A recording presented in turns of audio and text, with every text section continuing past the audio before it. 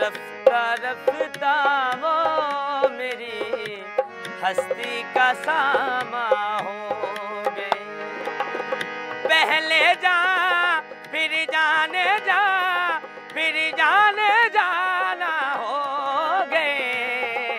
मीठे सुरों की तान छेड़ के अपने नाम और मकाम की तलाश में कोशा ये है नौजवान फनकार राहत और सज्जाद, जिन्हें हालात ने आगे बढ़ने नहीं दिया।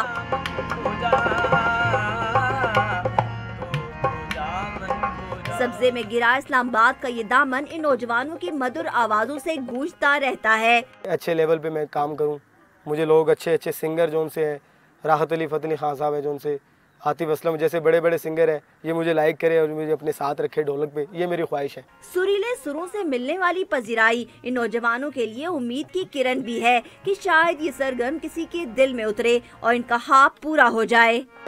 दिलफरेब मनाज़िर फितरत में सुर और साज का ये हसीन संगम ऐसे माहौल को जन्म देता है जो थके हारों को बिल्कुल तरोताज़ा कर देता है। कैमरामैन नौशाद अब्बासी के साथ वजिया हनीन, डॉन न्यूज़, इस्लामाबाद।